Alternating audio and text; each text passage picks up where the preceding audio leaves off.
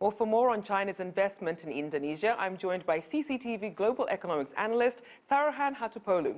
I'm also joined by Marius Toime in Manila. He's a partner at the international law firm of Berwin Leighton Paisner. Thank you all for joining us. Saruhan, I'm going to start with you. Tell us a little bit about what the investment climate is looking like in Indonesia at the moment. Well, it is getting better, Rachelle, but our clients and even prospective clients that I talk to are concerned about various things still in Indonesia. And one of it, which is macroeconomic performance. The economic performance was not up to the level that investors expected. 7% expectation, 4.7% realization is a problem. And there's been also policy turns which investors never like.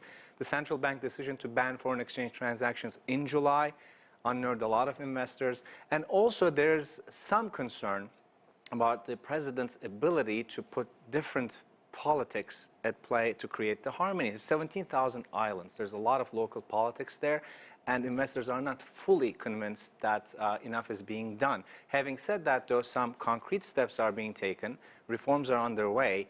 That is good news for the medium to long term in Indonesia. And speaking of some of the reforms, Marius, I'm going to bring you in here. What would you like to see happen to really help the investment climate in Indonesia? Well, I think a key issue for foreign investors in Indonesia really has been regulatory uncertainty and a few policy U-turns. So we'd really like to see some certainty in terms of the framework. We'd like to see red tape continue to be reduced across the board, and also some real consolidation within the regulatory functions in Indonesia. There's been some conflict and overlaps of power amongst those, so it'd really be helpful to see sort of a coordinating body being put in place to help guide investors as they invest in infrastructure and other assets in Indonesia. Now, infrastructure investment obviously was actually key with a lot of Chinese investment. Help us to try and understand, Marius, the significance of that Chinese investment has had on the Indonesian economy. Well, look, I think it's still quite early days for Chinese investment in Indonesia. Now, China and Indonesia have had a long history and a long trade history, but it's very interesting to see the transition now into actual investment in Indonesia. And there's been a lot of commitments. China committed around 22 billion of investment dollars in Indonesia last year. The key for the Indonesians is actually directing that commitment into actual projects. And I think that's actually starting to happen.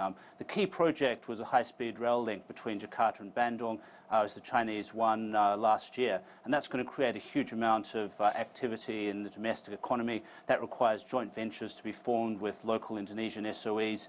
That's generally going to provide quite a boost. That project's just over $5 billion. But we're seeing investment in other sectors at the moment. And I think hopefully this is going to start to turn around some of the headwinds that the Indonesian economy has faced in recent years. And you touched on some of the sectors. Saruhan, I'm going to bring you in here. Are there any particular sectors or industries that are really the targets of Chinese investment?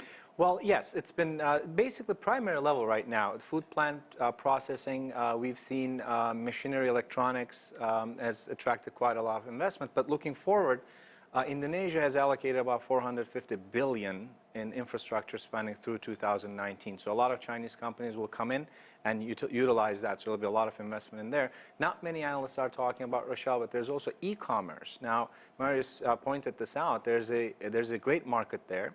Local talent is there. And the government has just allowed some big companies to come in and take over some domestic companies in Indonesia. That means a Chinese e-commerce company can come in, partner with a local partner in Indonesia and take care of that or take advantage of that market, which is huge. That wasn't the case before. And e-commerce is a market that's saturated in China. So that's a match made in heaven. So why do you think more analysts aren't talking about that when it comes to Indonesia? Well, because, again, basic industries are now getting more investment. And that people are excited about that because that's contributing to economic growth. E-commerce or other technology industries are, again, medium to long-term investments. And what I'm most bullish about Indonesia is that the government is realizing that these are the industries that they need to focus on, develop, and accept investment from overseas. Now, Marius, as we're seeing, China is shifting to slower, more sustainable growth. How do you see that affecting Indonesia's economy? Look, I think Indonesia has had quite a resource-driven economy, particularly during the years of the commodities boom. And I think the Indonesians perhaps had not expected, when the commodities booms had come to an end, that had actually had quite a significant impact on the economy, and they couldn't necessarily just be cushioned by all the domestic consumer growth. Now, some of that has been cushioned now by the Chinese investment in the country, but broadly speaking, on trade terms, things are down with China. So they really need to plug the gap. They need to reduce some of the infrastructure bottlenecks in the country to really get the economy moving forward again. And lastly, Marius, as we look in the region, how does Indonesia compete with, say, Malaysia, Vietnam, and the Philippines when it comes to attracting investors? Well, look, I think Indonesia is the largest economy in Southeast Asia. It's got a huge population, 250 million people. 35 million of those people are looking to emerge into the middle class, open their first bank accounts. That provides huge opportunity.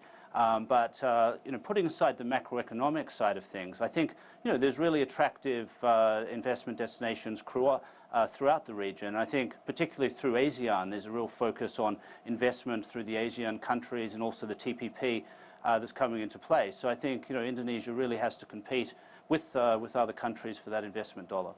Well, Marius, Toime, thank you so much. We're going to have to leave it there, joining us live from Manila.